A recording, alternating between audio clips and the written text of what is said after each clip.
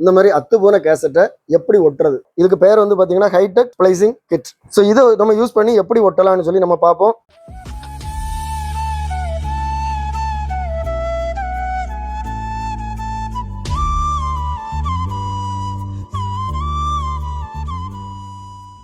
எந்த இடத்துல ஒட்டுப்பட்டிருக்குன்னே தெரியாது. நிறைய பேர் நினைப்பீங்க இந்த மூட்டை பூச்சியை கொல்றதுக்கு நவீன மிஷின் வடிவேல் காமெடி மாதிரி நினைப்பீங்க. அந்த மாதிரி இல்லை, இது உண்மையிலே பர்ஃபெக்டா ஒட்டணும்னு நினைக்கிறவங்களுக்கு இது கண்டிப்பா யூஸ் ஆகும். Welcome back to old is channel. நம்ம இன்னைக்கு இந்த வீடியோல பார்க்க போறது என்னன்னா, இந்த மாதிரி அத்து போன கேசட்டை எப்படி ஒட்டுறது. நிறைய பேர் என்கிட்ட கேட்டுட்டு இருக்கீங்க, இந்த மாதிரி கேசட்டை எப்படி ஒட்டுறதுன்னு சொல்லி தனியா வீடியோ போடுங்கன்னு சொல்லி. ஸோ நார்மலா டேப்ல இந்த பிஞ்ச் ரோலர் மட்டும் ஓடி அந்த டேக்கப் வீல் ஓடாம இருந்ததுன்னா இந்த ரீல் வந்து உள்ள அந்த பிஞ்ச் ரோலருக்குள்ள சுத்திடும். திருப்பி நம்ம கேசட்டை வெளியே எடுக்கும் போது என்ன ஆகும்னா, சில சமயங்களில் வந்துடும், அப்படி இல்லைன்னா இழுத்து அத்து தான் எடுக்கணும். ஸோ இந்த மாதிரி அத்து போன கேசட்டை நம்ம எப்படி ஒட்டுறது. சில சமயங்களில் பார்த்தீங்கன்னா கேசட் வந்து இந்த ரீல் வந்து இப்படி உள்ள போயிடும். ஸோ இதில் பாருங்க, ரீலை காணல. இதில் வந்து 2 எண்டு நமக்கு இருக்கு, இங்கே வந்து ரீல் இல்லை. ஸோ இப்படி இருந்ததுன்னா என்ன பண்ணணும்னா, ஃபர்ஸ்ட் வந்து நம்ம இந்த ஸ்க்ரூ ஒரு 5 ஸ்க்ரூ இருக்கும், கலச்சி இந்த இடத்துல, இதுதான் அந்த ஹெட் படக்கூடிய இடம், இந்த இடத்தோட அந்த 2 ரீலையும் முதல்ல வெளியே எடுத்து விட்டுக்கணும்.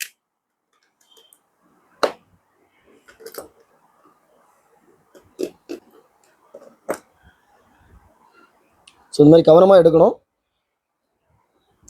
உள்ள அந்த மாதிரி ஒரு பேப்பர் இருக்கும், அந்த பேப்பரை நம்ம என்ன பொசிஷனில் எடுக்கிறோமோ அதே பொசிஷனில் திருப்பி வைக்கணும். அதனால இந்த மாதிரி வச்சுருக்கேன். ஓகே. ஸோ ஒரு ரீல் இங்கே இருக்குது, ஒரு ரீல் இங்கே இருக்குது. இந்த மாதிரி ஒரு ட்வீசர் எடுத்துக்கங்க. இதாக இருக்குது, ஒரு எண்டு அங்கே இருக்குது, ஒரு எண்டு இங்கே இருக்குது. ஸோ இது வந்து கேசட்டோட அந்த பாத் வந்து எப்படி இருக்கும்னா, இங்கே ஒரு புள்ளி இருக்குது, இந்த புள்ளி வழியாக வந்து இதில் ஒரு டஸ்டர் இருக்கும். ஸோ இந்த டஸ்டர் வழியாக தான் இங்கே வருது.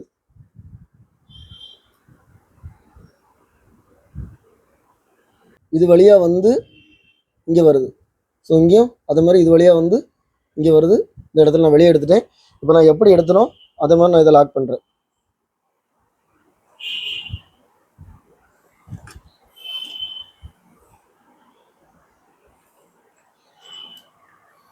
ஸோ இந்த மாதிரி இழுத்தோன்னா இந்த மாதிரி இது சுற்றி வெளியே வரும். அதே மாதிரி இந்த பக்கம் வருது.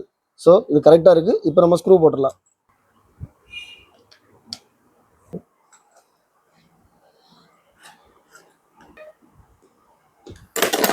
ஸோ இப்போ கேசட்டை கிளியர் பண்ணியாச்சு, ஃப்ரீயாக சுற்றுது. ஓகே, லைட்டாக இழுத்து விட்டுக்கிறேன். ஓகே, இது ஒரு நல்ல கேசட். இதில் பார்த்தீங்கன்னா இந்த மேல் பக்கம், இதுதான் மேல் பக்கம்னு சொல்லுவோம். ஸோ இந்த மேல் பக்கம் வந்து ஆக்சைடு, அதாவது மேக்னெட்டிக் ஆக்சைடு கோட் பண்ணியிருப்பாங்க.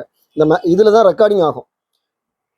கீழ்ப்பக்கம் வந்து சாதாரண ஒரு பிளாஸ்டிக் பேப்பர் தான், ரொம்ப ஷைனிங்காக இருக்கும். இது அடிப்பக்கம், இந்த ரொம்ப ஷைனிங்காக இருக்கிறது அடிப்பக்கம். இதுதான் மேல் பக்கம், இதில் மேக்னெட்டிக் ஆக்சைடு வந்து கோட் பண்ணியிருக்கு. ஸோ நார்மலாக நாம் என்ன பண்ணுறோன்னா, எந்த சைடுன்னு பார்க்க மாட்டோம், சும்மா கரெக்டாக இது இந்த மாதிரி வரது மாதிரி வச்சுட்டு என்ன பண்ணிடுவோன்னா, இந்த மாதிரி செலோ டேப் எடுத்து மோஸ்ட்லி ஒட்டுறது இந்த மாதிரி மேல் பக்கத்தில் தான் ஒட்டுறாங்க. மேல் பக்கத்தில் ஒரு சைடு அந்த மாதிரி ஒட்டிட்டு,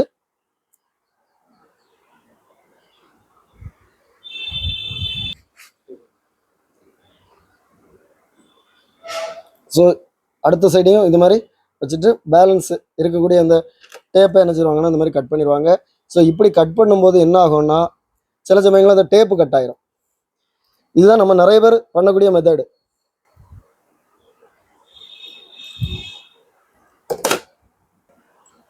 ஸோ இப்போ ஒட்டியாச்சு, கரெக்டாக ஒட்டியாச்சு. நான் எங்கே ஒட்டியிருக்கேன் பாருங்க, மேல் பக்கம் ஒட்டியிருக்கிறேன். ஸோ இந்த மாதிரி ஒட்டக்கூடாது, ஆக்சுவலி மேல் பக்கம் ஒட்டக்கூடாது. ஏன்னா இந்த மேல் பக்கம் தான் வந்து மேக்னெட்டிக் ஆக்சைடு இருக்கும். இதுதான் அந்த ஹெட்டில் வந்து இது ப்ளே ஆகிட்டு இருக்கும்போது ஹெட்டில் படக்கூடிய இடம். ஸோ அதில் எக்காரணம் ஒன்று ஒட்டக்கூடாது. நம்ம ஒட்டக்கூடியது கீழ்ப்பக்கம், இந்த பக்கம் தான் ஒட்டணும். இந்த மாதிரி நம்ம ஒட்டியிருக்கும் போது பார்த்தீங்கன்னா கொஞ்சம் எக்ஸ்ட்ரா டேப் இருக்குது பாருங்க. ஸோ அதை கட் பண்ணி எடுக்கலாம். அப்படி நம்ம எடுத்தாலும் இந்த செலோ டேப் என்ன ஆகும்னா, கொஞ்ச நாள் ஆகும்போது அதில் உள்ள கம் வந்து அப்படி கொஞ்சம் கசிய ஆரம்பிக்குமா.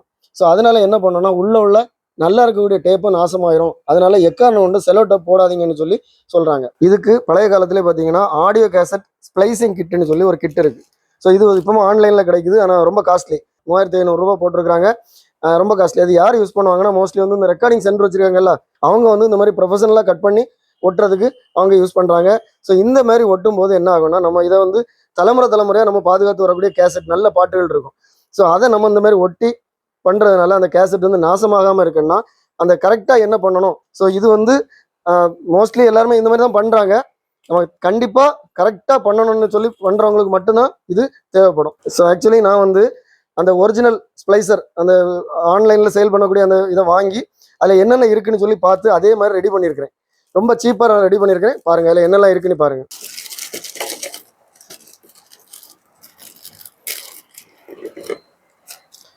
ஸோ இதுதான் அந்த ஸ்ப்ளைசிங் கிட், அதாவது அந்த ஒட்டக்கூடிய ஒரு கைடு. இதில் வந்து ஒரு சின்ன சேனல் இருக்கும், இங்கே ஒரு கட்டு இருக்குது. இந்த சேனலில் தான் நம்ம அந்த கேசட் ரீலை வைக்கிறோம். கரெக்டாக அந்த ரீல் அளவுக்கு இது இருக்கும். இது வந்து நைஃப் யூஸ் பண்ணி கட் பண்ணுறதுக்குள்ள சின்ன ஸ்லாட்டு. இதுதான் ரொம்ப காஸ்ட்லி, பட் நம்ம ரொம்ப சீப்பாக ரெடி பண்ணியிருக்கோம். இது வந்து ஒரு சின்ன நைஃப், இந்த நைஃப் தான் அதுக்கு யூஸ் பண்ணால் கரெக்டாக இருக்கும். இது பார்த்தீங்கன்னா அதுக்குள்ள அந்த ஒட்டக்கூடிய டேப்பு, அதாவது நம்ம செலோ டேப் மாதிரி இது ஒரு டேப், அதாவது கரெக்டாக அந்த கேசட்டோட அந்த ரீல் அளவுக்கு இருக்கும், கரெக்டாக இருக்கும். அந்த கேசட் ரீல் அளவுக்கு கரெக்டாக இருக்கும். இதை தான் நம்ம கட் பண்ணி இதில் வந்து செலோ டேப் மாதிரி ஒரு சின்ன டேப் இருக்கும், அதை எடுத்து நம்ம ஒட்டிக்கலாம். இது வந்து ஆல்கஹால். இந்த பட்ஸ் யூஸ் பண்ணி நம்ம ஒட்டின பிறகு கண்டிப்பாக அதை லைட்டாக துடைக்கணும். அப்படி இல்லைன்னா அந்த இடம் வந்து ஃப்யூச்சரில் நாசம் ஆகிறதுக்கு வாய்ப்பு இருக்குது. இது ட்வீசர். இது வந்து டபுள் சைடட் டெஸ்டர், அதாவது ஒரு பக்கம் மைனஸ் ஒரு பக்கம் ஸ்டார். நமக்கு இந்த ஸ்டார் வந்து யூஸ் ஆகும், ரெண்டுமே யூஸ் ஆகும். ஸோ இதில் 2 பீஸ் இந்த கைடில் வைக்கிறதுக்கு, அதாவது நம்ம கேசட்டை இதில் அந்த ரீலை இதில் வைக்கும்போது அது வெளியே வராமல் இருக்கிறதுக்கு இந்த சைடு ஒன்று இந்த சைடு ஒன்று இப்படி லாக் பண்ணிக்கலாம். இதுக்கு பேர் வந்து பார்த்தீங்கன்னா ஹைடெக் ஸ்ப்ளைசிங் கிட். ஸோ இதை நம்ம யூஸ் பண்ணி எப்படி ஒட்டலாம்னு சொல்லி நம்ம பார்ப்போம். நிறைய பேர் நினைப்பீங்க இந்த மூட்டை பூச்சியை கொள்றதுக்கு நவீன மிஷின் வடிவேல் காமெடி மாதிரி நினைப்பீங்க. அந்த மாதிரி இல்லை, இது உண்மையிலே பர்ஃபெக்டாக ஒட்டணும்னு நினைக்கிறவங்களுக்கு இது கண்டிப்பாக யூஸ் ஆகும். ஸோ இந்த கேசட்டை 2 எண்டையும் நம்ம எடுத்துக்கோம்.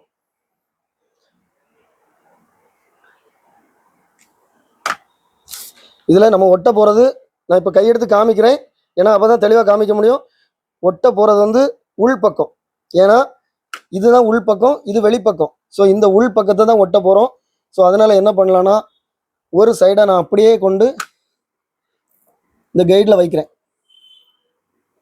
இதுதான் கேசட்டோட உள்பக்கம். ஸோ அடுத்த சைடும் அதே மாதிரி உள்பக்கம்.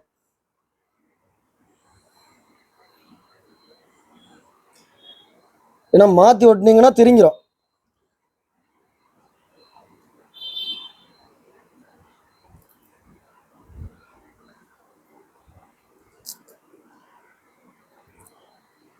ஸோ 2 சைடும் உள்பக்கம் வந்து மேலே இருக்கிற மாதிரி தெரியுது.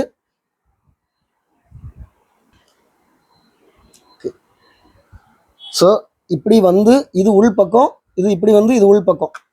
இப்போ நான் என்ன பண்ணேன்னா இந்த நைஃப் எடுத்து இந்த ஸ்லாட்டில் கரெக்டாக இந்த ஸ்லாட்டில் போட்டு இந்த மாதிரி கட் பண்ணுறேன். ஸோ இந்த மாதிரி நம்ம கட் பண்ணோன்னே இது தனியாக வந்துடும். இது எதுக்காக இப்படி கட் பண்ணுறோன்னா அந்த ஜாயிண்ட் வந்து அப்போ தான் கரெக்டாக கிடைக்கும். ஸோ இப்போ இங்கே பாருங்கள், இந்த 2 எண்டும் எப்படி இருக்குன்னு காமிக்கிறேன். இங்கே பாருங்கள், இது இந்த மாதிரி பொசிஷனில் இருக்குது, இது இந்த பொசிஷனில் இருக்குது. ஸோ இதை ஜாயிண்ட் பண்ணும்போது பார்த்தீங்கன்னா கரெக்டாக இப்படி ஜாயிண்ட் ஆகும். திருப்பி நான் அதை அதே பொசிஷனில் உள்ள வைக்கிறேன். பொசிஷன் மாறிடக்கூடாது.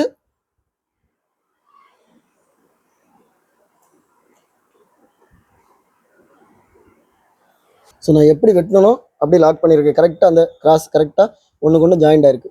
ஸோ இது எதுக்காக நம்ம இவ்வளோ கஷ்டப்படுறோன்னா அந்த டேப் வந்து நேராக வரணும், கிராஸ் ஆகிடக்கூடாது, அது மாதிரி கேப் விழுந்துடக்கூடாது. ஸோ இப்போ வந்து இந்த ஸ்டிக்கர் இதுதான் ஆக்சுவலி டேப்பு. இதை ஒரு சின்ன பீஸ் கட் பண்ணி எடுக்கிறோம்.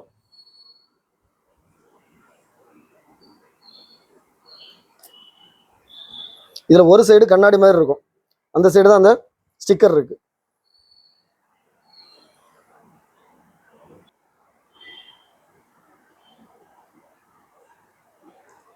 ஸோ இந்த மாதிரி பார்க்குறதுக்கு செலோ டேப் மாதிரி தான் இருக்கும், ஆனால் நம்ம கரெக்டான அளவு இந்த டேப் அளவு கரெக்டாக இருக்கும். ஸோ இதை வந்து நீங்கள் என்ன பண்ணணும்னா அந்த சேனலில் கரெக்டாக செட் பண்ணணும்.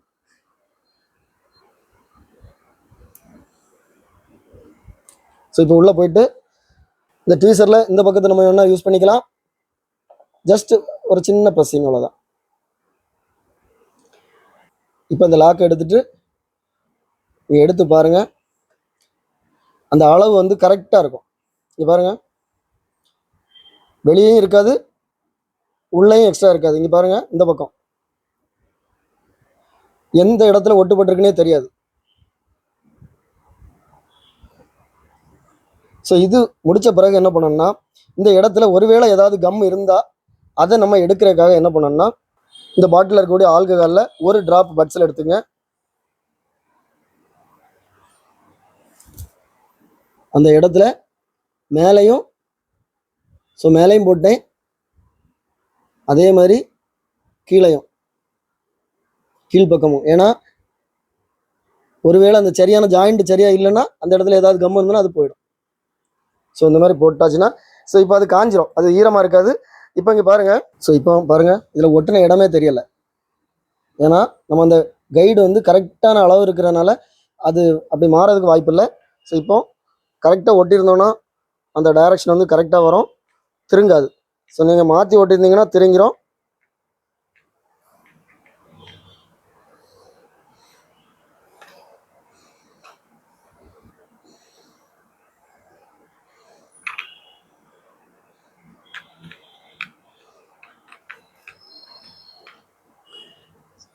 இங்கே பாருங்கள், அந்த எண்டு போகும்போது இந்த மாதிரி கரெக்டாக போகும், டேர்ன் ஆகாமல் போகும். இதுதான் முக்கியம். இங்கே பாருங்கள், கரெக்டாக போயிட்டு. ஸோ இப்போ நான் ஒட்டுனது இந்த பக்கம் இருக்குது, ஸோ நம்ம ப்ளே பண்ணும்போது நான் சாதாரண டேப்பில் போட்டாச்சுன்னா இப்படி ப்ளே பண்ணால் இப்போ இங்கே இது சுற்றுறதுனால நம்ம இங்கேருந்து இங்கே வரோம். அந்த டேப்பு போட்டு பார்ப்போம்.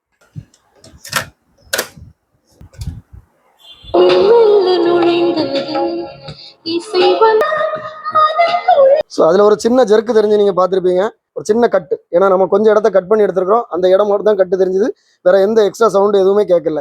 ஸோ நம்ம இந்த மாதிரி பண்ணுறதுனால அந்த கேசட் வந்து டேமேஜ் ஆகாது. இன்னும் எத்தனை வருஷம் இருந்தாலும் அந்த கேசட் வந்து ஒன்றும் செய்யாது. ஸோ இந்த வீடியோ பார்த்துருப்பீங்க, இதான் ஸ்ப்ளைசிங் கிட்டு. அது கூட உள்ள அந்த டேப்பு, இந்த ட்வீசர், ஒரு டெஸ்டர், அப்புறம் இந்த ஆல்கஹால். ஸோ இவ்வளவும் சேர்ந்த இந்த கிட்டு வந்து 150 ருபீஸ், அதாவது 150 ரூபாய்க்கு நான் கொடுக்குறேன். இப்போ வந்து கொஞ்சம் தான் ரெடி ஆயிருக்கு, அதனால மெம்பர்ஸுக்கு மட்டும் கொடுக்கலாம்னு சொல்லி பிளான் பண்ணியிருக்கேன். உங்களுக்கு இந்த வீடியோ பிடிச்சிருந்தா லைக் பண்ணுங்க, கமெண்ட் பண்ணுங்க, ஷேர் பண்ணுங்க. நம்ம சேனல்ல இது மாதிரி நிறைய டிப்ஸ் வரும். எல்லா வீடியோஸும் உங்களை ரீச் ஆகணும். நம்ம சேனலை இது வரைக்கும் சப்ஸ்கிரைப் பண்ணுங்க. அடுத்த வீடியோ வர வரைக்கும் பாய்.